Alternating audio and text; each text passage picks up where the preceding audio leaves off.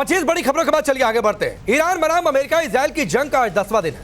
10वें दिन भी जमकर बारूदी वार पलटवार जारी है, लेकिन इस बीच जंग की सियासी तपीश देश की संसद में तब देखने को मिली जब पश्चिम एशिया की इस जंग को लेकर संसद के दोनों सदनों में विपक्ष ने जोरदार हंगामा किया। विपक्ष जंग के बाद पश्चिम एशिया में बने हालातों पर भारत में संसद में चर्चा की मांग करता रहा, जबकि सरकार ने कहा और स्पीकर की चेयर से कहा गया कि ये चर्चा तो इसलिए होनी थी क्योंकि आपने लोकसभा स्पीकर ओम बिरला के खिलाफ नो कॉन्फिडेंस का मोशन दिया है, तो नियम के मुताबिक इसी पर चर्चा होगी। और रही बात मिडिल ईस्ट की और एनर्जी क्राइसिस की, तो उस पर देश के विदेश मंत्री ने जवाब दे दिया है। लेकिन फिलहाल स्थिति यह है कि देश की संसद की कार्रवाई कल तक के लिए स्थगित है। विपक्ष के हंगामे के बाद जाहिर सी बात है सवाल नुकसान के उठे, तो राहुल गांधी ने सत्ता पक्ष को ही कटघरे में खड़ा कर दिया। उन्होंने कहा कि एनर्जी संकट पर चर्चा हुई तो प्राइम मिनिस्टर नो कॉम्प्रोमाइज जो प्राइम मिनिस्टर कॉम्प्रोमाइज हुए उसकी पोल खुल जाएगी, इसीलिए सत्ता पक्ष बहस से भाग रहा। 2.5 लाख रुपए पर मिनट का जो है नुकसान हो रहा है, ये जगदम्बिका पाल साहब ने चेयर से बोला। क्या और चिंतित है वो? और जो वेस्ट एशिया में हो रहा है उससे कितने रुपए का नुकसान होगा? वेस्ट एशिया का जो मामला है क्या वो ज़रूरी नहीं है क्या? फ्यूल प्राइस, इकोनॉमिक डेविस्टेशन, ये ज़रूरी नहीं है क्या? तो ये जनता की इशू है, इसको हम ज़रूरी मानते हैं, इस पे हम डिस्कशन चाहते हैं। उसके बाद स्पीकर पे जो मोशन है ठीक है, उसको डिस्कस करेंगे, कोई प्रॉब्लम नहीं है। बट वो डिस्कशन करना नहीं चाहते हैं क्योंकि उसमें दूसरी बातें निकलेंगी। जब से Rahul Gandhi leader of opposition बने हैं, उनके मन में शायद संसद चलाने की इच्छा ही नहीं है। वो पहले से ही सुनियोजित करके आते हैं, प्लैकार्ड लेके आना, हाउस डिस्टर्ब करना, बेबुनियाद विषय के ऊपर पार्लियामेंट का समय खराब करना, और जिस दिन इतना महत्वपूर्ण विषय चर्चा होने वाला था वो आज डिबेट से भागने का भी सोच के आए थे। तो राहुल गांधी ने कहा स्पीकर वाला भी चर्चा है, लेकिन उससे पहले यह चर्चा हो जाए, यह भी चर्चा होनी चाहिए। दरअसल विपक्ष ने पहले से ही लोकसभा स्पीकर के खिलाफ अविश्वास प्रस्ताव का नोटिस दे रखा था और आज उसी पर चर्चा होनी थी 5-5 घंटे दोनों सदनों में। लेकिन अब विपक्ष पश्चिम एशिया में जंग के हालात और एनर्जी क्राइसिस पर चर्चा की मांग कर रहा। हालांकि विदेश मंत्री ने जैसा हमने पहले कहा संसद के दोनों सदनों में इस मुद्दे पर बयान भी दिया, लेकिन विपक्ष कह रहा है पहले मेरे सवाल का जवाब दे दो।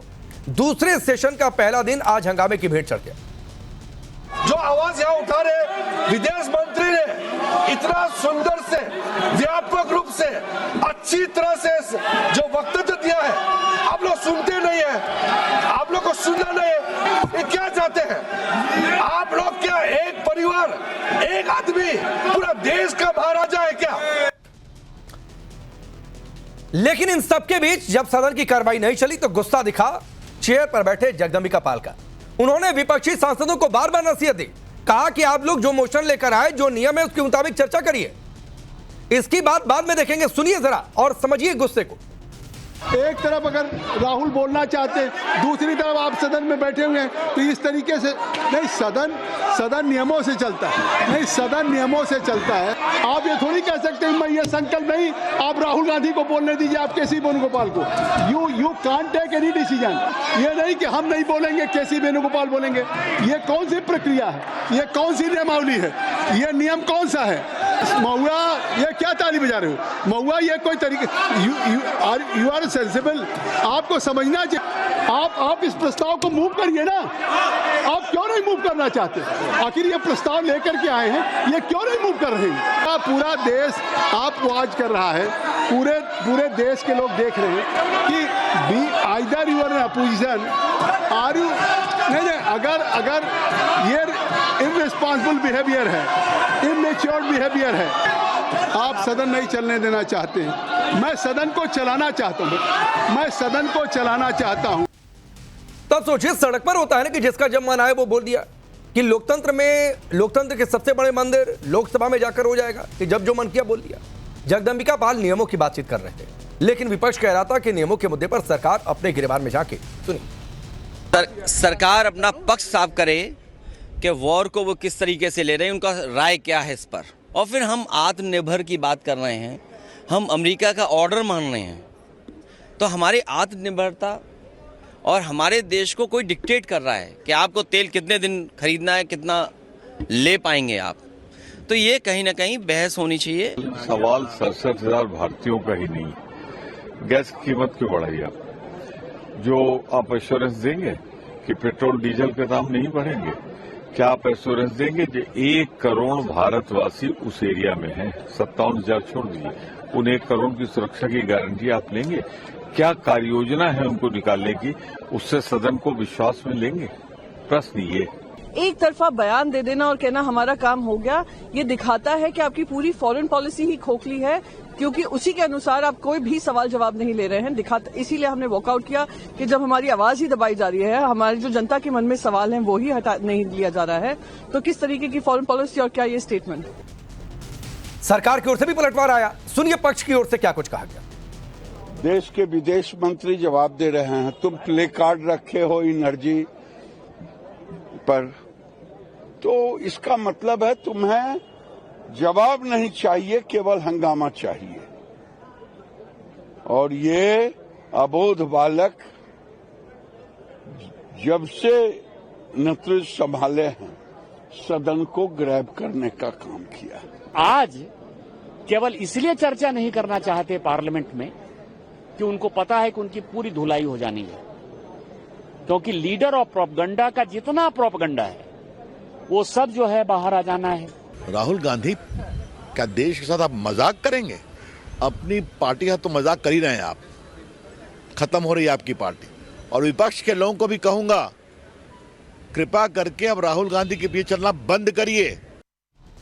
अब चलिए मैं आपका परिचय आज के मेहमानों से करवाता हूं। शिवम त्यागी भारतीय जनता पार्टी के नेता और राष्ट्रीय प्रवक्ता, शादाब शम्स चेयरमैन उत्तराखंड वक्फ बोर्ड के, फखरुल हसन जी समाजवादी पार्टी के नेता और प्रवक्ता, संदीप त्रिपाठी कांग्रेस पार्टी के नेता और अनमोल पवार आम आदमी पार्टी के नेता और प्रवक्ता। आप सबका बहुत बहुत स्वागत है।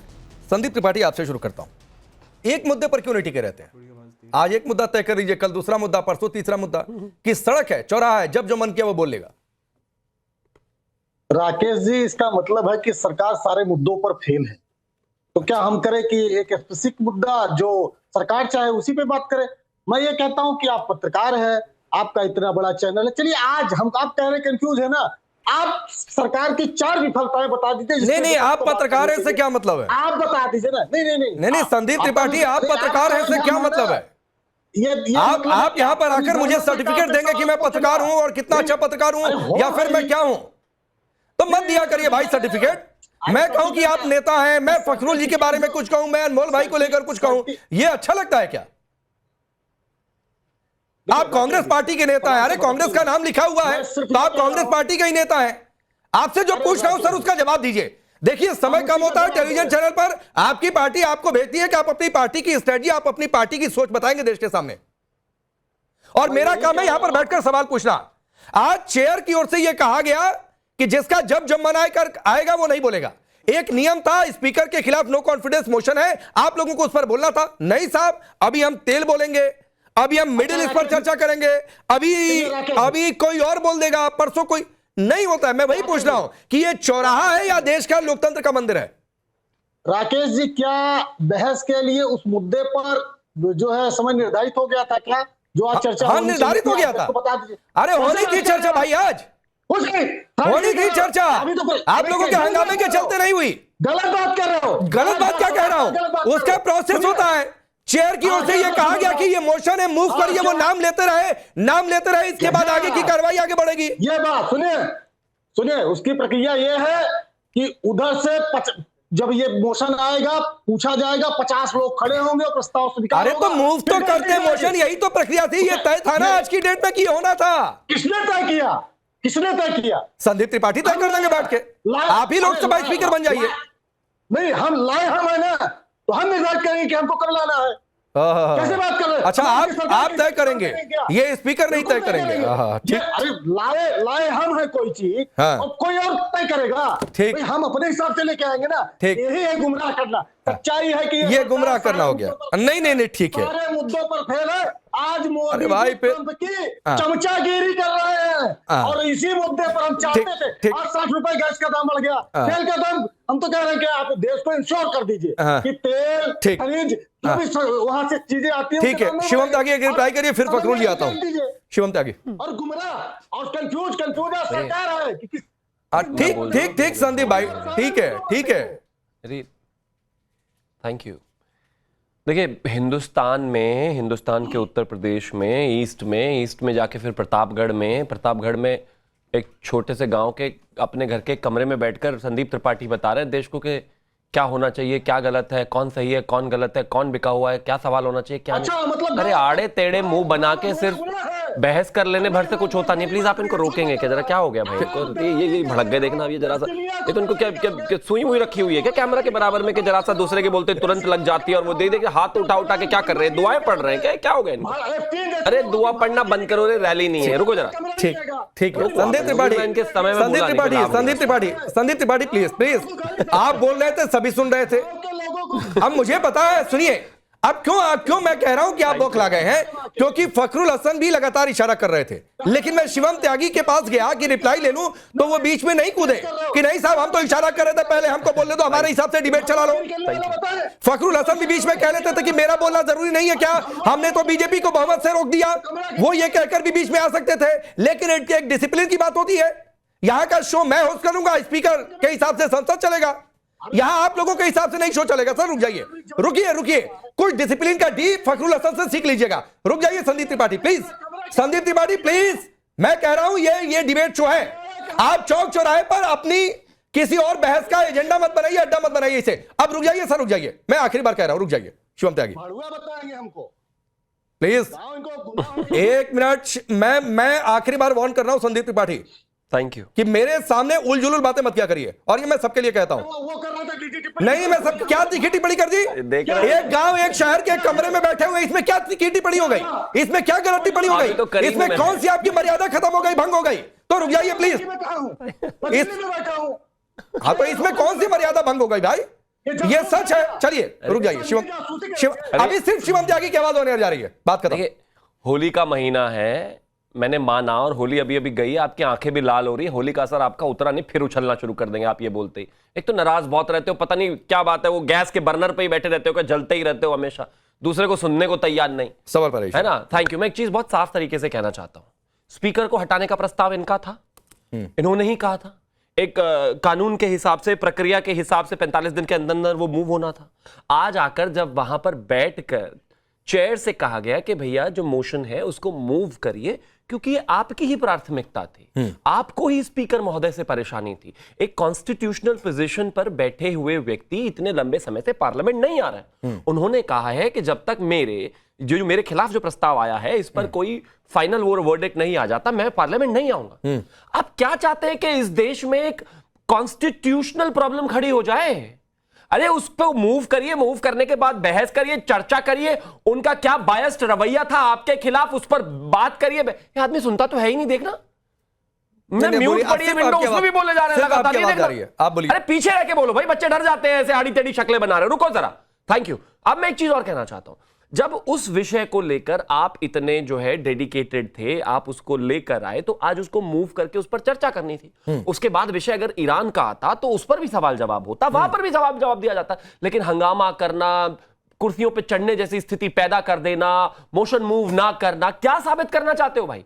पार्लियामेंट तो कम से कम पार्लियामेंट तो रहने दो, डिबेट के तो डिबेट रहने नहीं देते, लेकिन पार्लियामेंट में प्रस्ताव भी खुद ही लाओ, फिर चर्चा भी नहीं करते, फिर मूव भी नहीं करते, फिर उस पर बहस भी करने को तैयार नहीं है, एक और हार देखने को तैयार नहीं है, क्योंकि वो जो प्रस्ताव लाए वो गिर जाएगा। ठीक, लेकिन कमाल बातें कहते हैं हमें बोलने नहीं दिया जाता। अरे अभी पिछले दिनों बोला, राष्ट्रपति के अभिभाषण पर 1 घंटा बोले थे, राहुल गांधी 45 मिनट बोले, क्या कर लिया आपने? बोलो भाई, कोई नहीं रोक रहा, लेकिन एक तरीका है, एक वे है, एक कानून कायदा है, उसके तहत ही बोलना पड़ेगा। मैं आगे बढ़ता हूं, राहुल गांधी तो बोल ही नहीं पाए, शिवम त्यागी, कहां राहुल गांधी बोल पाए थे? नहीं बोल पाए। अब 45 मिनट में से 15 मिनट आदमी जो है मार्शल आर्ट सिखाएगा तो उसमें हमारी गलती है क्या? ठीक है, चलिए ठीक है। अब फखरुल हसन जी, आप मिडिल ईस्ट में जो कुछ हो रहा है और एनर्जी क्राइसिस के जो लक्षण दिख रहे हैं वो बिल्कुल वैलिड पॉइंट है और उस पर बातचीत होनी भी चाहिए। आप लोग विपक्षी दलों ने के नाते कंसर्न जता रहे हैं, यह बनता भी है और यह आपको करना भी चाहिए था। लेकिन फिर बात वही है कि हम नियम के हिसाब से चलेंगे या अपने हिसाब से चलेंगे। आज जो कुछ संसद में देखने को मिला वो ये देखने को मिला कि अपने हिसाब से संसद को चलाना था। राकेश भाई, आज आप अगर सदन की लिस्ट देखेंगे कि किनको बोलना था, जो लिस्ट थे मुद्दे, उसमें ये मुद्दा लिस्ट नहीं था। जो बात कांग्रेस के प्रवक्ता कह रहे थे वो बात बिल्कुल सही थी। और सवाल ये कि जो शिवम त्यागी कह रहे हैं कि मोशन लाए थे, लेके आइए, अरे ये विपक्ष का अधिकार है। आज लेके आए, कल लेके आए, वो समय निर्धारित आपने कहा ना 45 दिन, अभी 45 दिन नहीं। मैं बीच में नहीं बोलूंगा, लेकिन आप इसमें कॉन्स्टिट्यूशनल क्राइसिस खड़ा कर रहे हैं इस देश में फकरुल भाई। आप कॉन्स्टिट्यूशनल क्राइसिस खड़ा कर रहे हैं, स्पीकर पार्लियामेंट नहीं आ रहे हैं। ये किसी भी एक अच्छे लोकतंत्र के लिए अच्छी स्थिति है नहीं। ठीक है अब आप बोलिए, मैं बोलूंगा नहीं आपके बीच में। फकरुल भाई बोलिए। देखिए, दूसरी, आप शिवम त्यागी जी जिस तरह बात कह रहे हैं, लोकसभा अध्यक्ष कौन है? लोकसभा अध्यक्ष तो आप भारतीय जनता पार्टी के सांसद ही तो हैं, या कोई कहीं अंश कोई संवैधानिक पद है, कोई आप अलग से क्रिएट किया हुआ पद है? भाजपा के सांसद ऐसे तो प्रधानमंत्री जी भी हमारे सांसद हैं, तो वो क्या संवैधानिक पद नहीं रहेगा? विचारधारा है वही तर्क है इस बात में? नहीं, हाँ, अरे नहीं हाँ मानेगा। ऐसे तो राष्ट्रपति महोदया भी भारतीय जनता पार्टी से एसोसिएट थी, वो भी भारतीय जनता पार्टी की कार्यकर्ता रही, तो क्या मतलब वो कॉन्स्टिट्यूशनल पोस्ट नहीं है? अगर तर्क नहीं है इस बात में। अभी दूसरा बोल रहा था बीच में, तो आपको दर्द नहीं, मैं रोक देता हूं। फकरुल भाई सुनिए, मैं रोक देता हूं। शिवम त्यागी नहीं बोलेंगे, आप अपनी बात पूरी करिए, और जिसकी बारी है वही ज्यादा बोलेगा। लेकिन एक बात है कि ये वाकई एक क्राइसिस तो थी ना लोकसभा में, कि अगर ओम बिरला को लेकर है कि भाई इनको हटाओ, तो वो मामला पहले सॉल्व कर लेते हैं।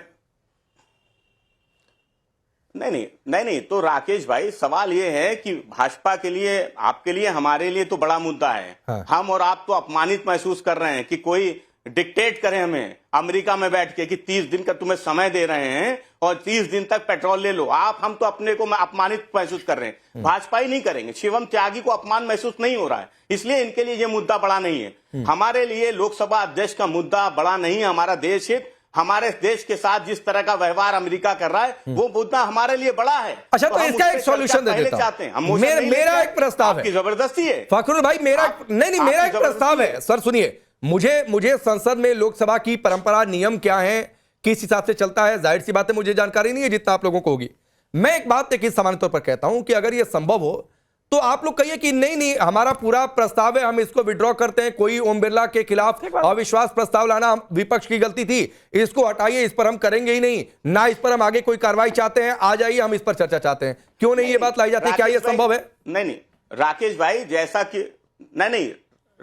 जैसा कि शिवम त्यागी ने कहा कि 45 दिन का समय होता है। नहीं, मैं ये पूछ रहा हूं, सुनिए ना, छोड़ दीजिए फकरुल भाई, मैं आपकी इस बात से सहमत हूं कि मिडिल ईस्ट क्राइसिस, तेल की कीमतें क्या बढ़ेंगी, एलपीजी की कीमत बढ़ गई है, लोगों में एक डर और संशय का माहौल है, और ये आपका बहुत वैलिड पॉइंट है, और मैं चाहता हूं कि इस पर देश के सामने और स्थिति स्पष्ट हो जितनी हो सकती है। तो मैं ये कह रहा हूं, जो आप कह रहे हैं कि ये मुद्दा वाकई बहुत बड़ा है, मैं भी सहमत हूं। तो मैं ये कह रहा हूं कि ओम बिरला वाला मुद्दा छोटा है तो उसको छोड़िए, पीछे हटाइए, नहीं मुझे उस पर चर्चा करना, हम विड्रॉ करते हैं। अगर ये संभव हो, अभी तो फाइल ही नहीं हुआ है, बोलिए हम नहीं करेंगे, हट गए इस मुद्दे से, खत्म कहानी, आगे बढ़िए उस पर चर्चा की। नहीं, तो राकेश जी, आदरणीय अखिलेश यादव जी ने सुबह ही इस बात को कहा कि हमारे लिए जो प्राथमिकता है वो मुद्दा हमारा प्राथमिकता नहीं है। तो क्या अखिलेश यादव जी राहुल गांधी से बात करेंगे कि हटाइए इसको, खत्म करिए, ये ओम बिरला वाला इश्यू नहीं चाहिए हमें? देखिए राकेश जी, मैं तो प्रवक्ता हूं, मैं तो उतनी बात कहूंगा जितनी पार्टी से मुझे कही जाएगी और जितना पार्टी लाइन है। तो सवाल इस बात का है, वो निर्णय तो आदरणीय अखिलेश यादव जी शिवम त्यागी, अगर विपक्ष कहे कि ये नहीं चाहिए तो क्या सरकार आगे बढ़ेगी? टाइम्स नाउ के दर्शकों को मैं बहुत ही सीधे और सिंपल तरीके से समझाने की कोशिश करता हूं। पिछले हफ्ते मेरी राकेश पांडे जी से लड़ाई हो गई थी, बहुत जबरदस्त, शो पर। उनकी जो भाषा थी वो बहुत ही अभद्र थी। उसके बाद मैं इस कंप्लेंट को लेकर नाविका जी के पास और रंजीत जी के पास गया कि भैया राकेश पांडे को हटाइए, मैं राकेश पांडे के साथ नहीं बैठना चाहता। उन्होंने कहा कि भाई एक काम कर लेते हैं, सबको बुला लेते हैं, बैठ के बात कर लेते हैं। मैंने कहा ठीक है। अब जैसे ही मैं आया राकेश पांडे जी के हटाने को लेकर, उस विषय के पर लेकर, मैं आते ही कहने लगा नहीं इस पर बात नहीं करूंगा, मैं पहले मैं इस बात पर बात करूंगा, मेरी गाड़ी को एंट्री नहीं करने दी गई, टाइम्स नाउ के गार्ड्स ने मुझे परेशान किया, मैं इधर उधर की बातें कर रहा हूं, मेरे लिए तो ये बहुत ज्यादा बड़ा मुद्दा। अरे भैया तय कर लो, 2 साल का बच्चा आपसे ज्यादा क्लियर कॉन्शियस रखता है। क्योंकि आपने पूरा जीवन पिछ में आप पूरे 2014 के बाद से विपक्ष का प्रमुख मुद्दा है कि हमारा माइक बंद कर दिया जाता है, हमें बोलने नहीं दिया जाता, सदन में बायसनेस होती है। राहुल गांधी इतने अच्छी टी शर्ट पहन के आए थे, आज उनके ऊपर कैमरा भी नहीं गया, और अब ये कहते हैं कि नहीं नहीं ये तो मुद्दा ही नहीं है। 11 साल का मुद्दा बैकसीट ले लिया क्योंकि तुष्टिकरण वाला माहौल है, क्योंकि चुनाव है, इस वजह से ईरान और मुस्लिमों को देखकर एक एंगल बनाकर उसको प्रोपेगेट करना चाहते हैं। नहीं होगा ऐसे भाई, आप चापलूसी करो। अच्छा, हम चापलूसी करें, चापलूस रहे हो। अरे ओम बिरला जी पर भी तो ठीक है, अच्छा एक काम करते हैं, ओम बिरला जी पर भी तो यही आरोप था ना, तो अब तय कर लीजिए ना, संसद में तय हो जाएगा। भारतीय में अपमानित में यही प्रॉब्लम। अच्छा ठीक, यही दिक्कत है। एक मिनट सुनिए ना सर, सुनिए फखरुल भाई सुनिए। अनमोल पवार जी एक मिनट सर, एक मिनट। अनमोल पवार जी, ओम बिरला पर आरोप की वो पक्षपात कर रहे हैं, और जाहिर सी बात है अगर सांसदों से पक्षपात होगा, किसी भी पार्टी के हो, तो ये उनका एक तरीके का अपमान भी है, ठीक है। तो पहले वो वाला मसला क्यों नहीं हल हो जाना चाहिए? क्या ये एक तरीके की क्राइसिस नहीं है?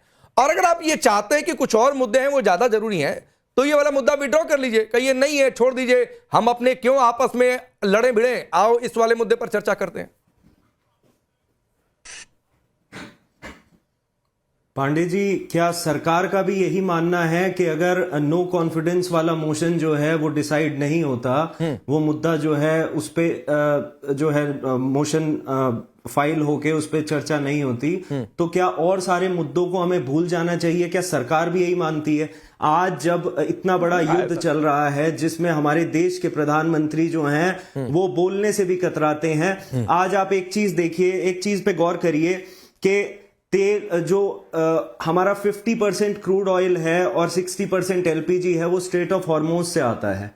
ईरान ने कह दिया कि वहां से किसी भी तरह का तेल का आयात नहीं होगा। एलपीजी के दाम 913 का एलपीजी सिलेंडर हो गया, कमर्शियल हो गया 1883 का, और आप देख लीजिएगा तेल के भी दाम बढ़ने वाले हैं। इस पे सरकार ने बिल्कुल चुप्पी साधी हुई है। इन्होंने कहा था कि 75 दिन का ऑयल रिजर्व है हमारे पास फरवरी में, 3 दिन पहले ये कहते हैं कि जी 25 दिन का ऑयल रिजर्व है, इन्हीं के मंत्री। 3 दिन पहले इन्होंने कहा था कि किसी भी तरह का हमारे ऊपर इसका प्रभाव नहीं है, महंगाई नहीं बढ़ेगी। अगले ही दिन 24 घंटे में जो है एलपीजी के दाम बढ़ गए। अमेरिका पे बात की जाए, आज तक इन्होंने जवाब नहीं दिया कि भाई इंडिया यूएस ट्रेड डील में जो है किसानों का जो डेथ वारंट साइन किया है उस पर मोदी जी क्यों नहीं बोले। रशिया से 30 दिन के लिए हम तेल खरीदेंगे, ये अमेरिका हमें बताएगा। अमेरिका की हिम्मत कैसे हुई है बताने की? हमारे देश के प्रधानमंत्री ने क्यों नहीं कहा कि भाई तुम्हारे से नहीं सुनेंगे हम ये कि हम कहां से तेल खरीदें कहां से ना खरीदें? इस पे कोई जवाब नहीं। ईरान का सबसे बड़ा लीडर मारा गया, उस पे जो है किसी तरह का शोक संदेश नहीं। आईआरएस देना जो है, जो अनमोल पवार जी मेहमान के रूप में बुलाया, आप थोड़ा सा अनमोल पवार जी अनमोल भाई सुनिए ना, आप तो बहुत पढ़ लिख लेते हैं, थोड़ा सा अपडेटेड भी रहते हैं। कौन सी नहीं, आप तो थोड़ा सा अपडेटेड भी रहते हैं। देश के विदेश सचिव जाकर ईरान की एम्बेसी में साइन करके आए शोक संदेश पर, वो आपने नहीं देखा क्या?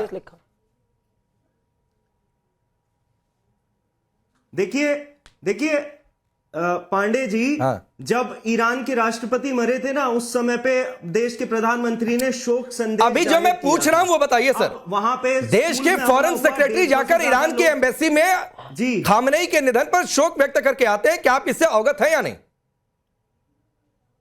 तो देश के नहीं, मैं जो पूछ रहा हूं सर, आप अवगत है कि नहीं? देश के फॉरेन सेक्रेटरी को प्रधानमंत्री आप अवगत हैं या नहीं? आपकी जानकारी में यह है या नहीं अनमोल पवार? सेक्रेटरी को बिल्कुल ऐसा है। तो देश के फॉरेन सेक्रेटरी का किसी पेपर पर हस्ताक्षर होना, शोक संदेश देना, क्या यह भारत सरकार की ओर से शोक संदेश माना जाएगा या नहीं? भारत सरकार, भारत के प्रधानमंत्री ने ईरान के राष्ट्रपति जब सर जो पूछ रहा हूं वो बताइए ना। मैं आपकी बात पर भी आ जाऊंगा, मैं आपकी बात पर भी आ जाऊंगा, लेकिन मैं जो पूछ रहा हूं पहले वो बताइए। देश के फॉरेन सेक्रेटरी का अयातुल्ला खामेनेई के निधन पर शोक संदेश पर हस्ताक्षर करना, क्या यह भारत सरकार की ओर से माना जाएगा या नहीं? हाँ या ना? भारत सरकार, देश के प्रधानमंत्री तो कहते थे कि उनके अंदर इतनी हिम्मत है। सर मैं जो पूछ रहा हूं वो आप नहीं बता पा रहे हैं। आप क्यों नहीं खुल के कह रहे कि अब मैं जो पूछ रहा हूं वो आप नहीं बता पा रहे हैं। अरे जवाब तो सुनिए, अब मैं वो जवाब नहीं दूंगा ना जो आप चाहते हैं। अरे क्यों पांडे जी, जो मैं जवाब दूंगा वो आप तय नहीं करेंगे ना, वो मैं तय करूंगा। नहीं, अरे नहीं सर, संसद में होता है उसे यहां मत दोहराइए। मैं क्या दोहरा रहा हूं अनमोल भाई? मैं तो सिर्फ पूछ रहा हूं कि देश के फॉरेन सेक्रेटरी का हकीकत क्या है? हाँ बोलिए, हकीकत बोलिए। पांडे जी ये बात मैं दोहरा चुका, मेरा जवाब यही रहने वाला ठीक, है। अब मैं शिवम आता हूँ, 10 सेकंड आता हूँ, बोलिए जल्दी जल्दी बोलिए। ठीक है, आप बस इतनी सी बात है, बस इतनी सी बात है। जब आम आदमी पार्टी के जब नहीं आम आदमी पार्टी का अदना सा प्रवक्ता क्या बोलेगा जब इस बात को हमारे जो एंकर महोदय है, मुझे भी अदना कह देना, कोई प्रॉब्लम नहीं। अदना होगा ये सब मुझे कह दीजिए, मैं अपने आप को कह देता हूँ, ठीक है। जब आम आदमी पार्टी के अरे भाई अदना शब्द कोई बुरा नहीं है, मैं छोटा प्रवक्ता मैं मान लेता हूँ। नहीं कोई छोटा बड़ा नहीं होता, एजेंडा मैं कहना सिर्फ यही चाहता हूं कि जब आम आदमी पार्टी का अदना सा प्रवक्ता क्या बोलेगा, अगर ये भी राकेश पांडे तय नहीं करेंगे तो प्रधानमंत्री क्या बोलेंगे ये कोई बैठ के आम आदमी पार्टी वाले तय करेंगे क्या? अब ये कह रहे हैं कि प्रधानमंत्री नहीं बोले, 10 सेकंड ये कह रहे हैं कि प्रधानमंत्री नहीं बोले। अब मैं कल कहने लगूं मुझे नहीं करनी इनसे बहस, भाई आप अरविंद केजरीवाल को लेके आओ, ये कोई तर्क होता है क्या? और तीसरी बात, वो हमारे फॉरेन सेक्रेटरी विक्रम मिस्री की बात हो रही है, महिलाओं को पीटने वाले विभव कुमार की बात नहीं हो रही है। फॉरेन सेक्रेटरी की एक क्रेडिबिलिटी है, वो वहां पर गए और पहुंचने के बाद उन्होंने वहां पर बाकायदा सिग्नेचर करे, शोक संदेश दिया, काफी है। फॉरेन पॉलिसी कैसे चलनी है हम तय करेंगे, जैसे आप तय कर दोगे। शादाब शम्स, मैंने 3 बार सवाल पूछा अनमोल पवार से कि भारत के फॉरेन सेक्रेटरी का, अच्छा चलिए बोल लीजिए, फिर शादाब भाई 10 सेकंड और रुक जाइए। हाँ बोलिए जल्दी बोलिए। पांडे जी 10 देखिए 10 तो खत्म कर दिया आपने। भाजपा के प्रवक्ता सदमे में है, तथाकथित शराब घोटाले में इनके मुंह पे करारा तमाचा। अरे हाई कोर्ट ने उस पे भी स्टे लगा दिया पूरे के पूरे चार्ज पे। ये यहाँ अरे बस करो कर रहे हैं, बस करो कर रहे हैं, यही प्रॉब्लम है। देखिए अभी बात ईरान की चल रही थी, ठीक है 10 सेकंड तुरंत अपनी बेल लेकर आ गए, 10 सेकंड हो गया, 10 सेकंड बस करो, 10 सेकंड हो गया। प्रॉब्लम है पार्लियामेंट में, इसी वजह से तो चर्चा नहीं होती। प्लीज 10 सेकंड हो गया। अनमोल भाई आपके 10 सेकंड हो गए, आपके 10 सेकंड हो गए। शादाब शम्स, मैंने 3 बार सवाल पूछा कि भारत के फॉरेन सेक्रेटरी का अयतुल्ला खामेनी के निधन के शोक पत्र पर हस्ताक्षर करना क्या भारत सरकार का माना जाएगा? नहीं, इस जवाब नहीं दिया इन्होंने। अनमोल पवार जी ने कह रहे नहीं पहले ही बताया प्रधानमंत्री ने क्यों नहीं बोला।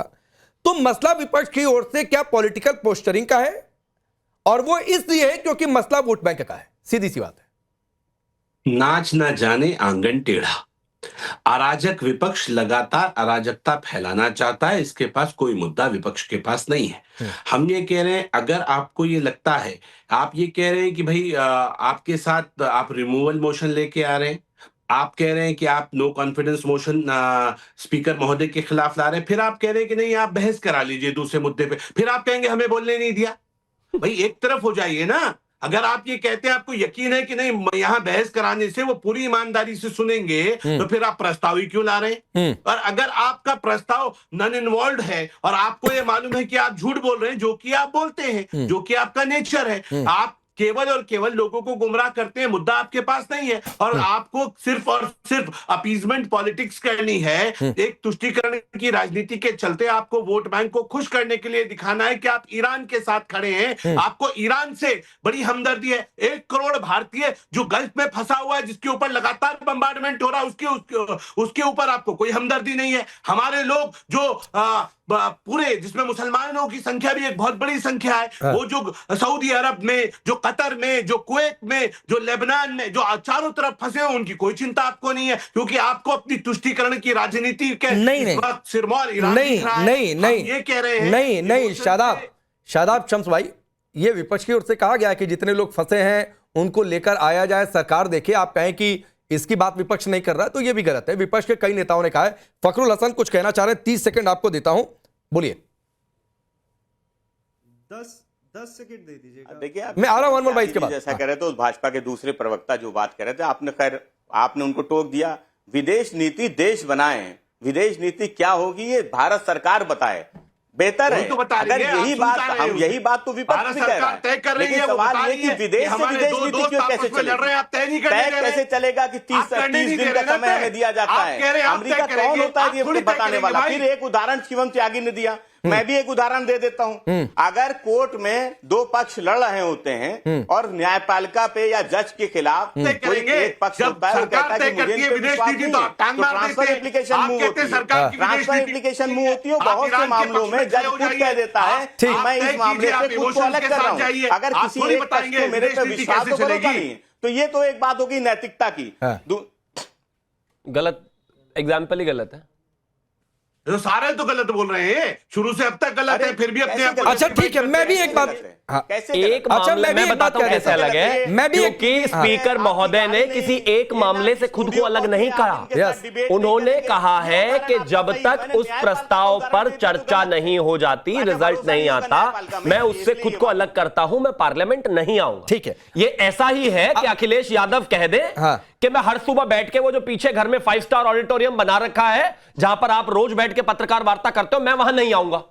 तो आप नहीं मैं इसमें आता हूं। फखरुल भाई सुनिए, मैं इसमें एक बात कहना चाहता हूं। नहीं मैं इस मुद्दे पर नहीं, मैं एक बात कहना चाहता हूं। फखरुल भाई मैं एक बात कहना चाहता हूं। आपने कहा ना ये उदाहरण वाकई थोड़ा सा अटपटा था। और क्यों अटपटा था? क्योंकि आपने किसी एक मुद्दे पर पक्षपात का आरोप नहीं लगाया। आप लोगों ने इन टोटलिटी विपक्ष ने कहा कि ओम बिरला पूरे विपक्ष के साथ पक्षपात कर रहे हैं, इसलिए उनके खिलाफ नो कॉन्फिडेंस मोशन। ऐसा नहीं कि सिर्फ अमेरिका वाले मुद्दे पर या चीन वाले मुद्दे पर, तो उस वाले मुद्दे पर चर्चा से अलग करते। थोड़ा सा उदाहरण आपका अटपटा था। लेकिन अनमोल भाई एक छोटी सी बात है, समय थोड़ा सा कम है। अनमोल भाई एक छोटी सी बात है। हाँ अनमोल भाई एक छोटी सी बात है। नहीं अरे मैं कह रहा हूं कोर्ट में 2 पक्ष गए, एक पक्ष कहता है मुझे भरोसा नहीं है, तो वो ट्रांसफर हो जाती है एप्लीकेशन। लेकिन तो एक मुद्दे से होती है भाई, दूसरे स्पीकर का प्रोविजन नहीं है भाई संविधान में। ठीक है अनमोल भाई अब ये देखिए कि ये पूरा खेल शुरू कहां से हुआ। ये खेल शुरू कहां से हुआ? ये जब पिछला हिस्सा चल रहा था इस संसद सत्र का, तब तो ये वॉर शुरू नहीं हुई थी, तब ये क्राइसिस आई नहीं थी। विपक्ष को ये लगा था कि भाई अगले सेशन जो शुरू होगा 9 तारीख से, उसका एजेंडा क्या होगा। तो उन्होंने ओम बिरला वाला एजेंडा का पास तब तक फेंक दिया। अब नए मुद्दे आ गए हैं, तो उनको ये लग रहा है कि ये वाला पकड़े, वो वाला छोड़े, क्या करें नहीं करें, और इसमें गोटी फिट की जा रही है। पांडे जी देखिए, लोग जो है महंगाई की मार झेल रहे हैं बढ़ते एलपीजी दाम की वजह से, और उम्मीद है कि तेल के दाम भी बढ़ सकते हैं। आज जब स्पेन, नॉर्वे, फ्रांस जैसे देश जो हैं, जो अमेरिका के साथ सहभागी भी हैं, वो खुल के इस चीज का विरोध कर रहे हैं। वो खुल के अमेरिका की तानाशाही का विरोध कर रहे हैं। ठीक है, मुझे पूरी बात करने दीजिए। अच्छा समय थोड़ा सा कम है, मैं शिवम से एक वजन लेना चाहता हूं। शिवम, सरकार का स्टैंड क्या है? क्या ये तेल वाकई क्राइसिस तो है, इस पर चर्चा होगी, या फिर अभी जब तक जंग चलेगी तब तक चर्चा नहीं होगी? 10 सेकंड में रिप्लाई करिएगा। मैं बस एक चीज कहना चाहता हूं कि जिस अविश्वास प्रस्ताव को ये लेकर आए थे, अगर हम उस पर चर्चा नहीं करते तो ये इस बात पर हंगामा करते कि उस पर चर्चा नहीं हुई, और अगर विषय वो है तो ऑलरेडी उस पर बहस करके चर्चा करके खत्म कर देना था। जहां तक जवाब देने का सवाल है, इस देश की सरकार ने लगातार जवाब दिया है। अभी ईएएम जयशंकर जी ने अभी 2 दिन पहले ही कहा, जब उनसे पूछा गया कि फॉरेन पॉलिसी पर आपको ऐसे कोई अलाव 1 महीने के लिए कर सकता है, उन्होंने कहा चलिए वक्त इतना ही है। एक अपडेट ये भी है कि कल इस पर चर्चा हो सकती है। स्पीकर के नाम तय हो गए, कांग्रेस की ओर से कौन कौन बोलेगा, बीजेपी की ओर से कौन कौन होगा, संभव है कि आखिर में अमित शाह भी बोल दें। तो इंतजार कीजिए कल तक का क्या होता है। आप सबका बहुत बहुत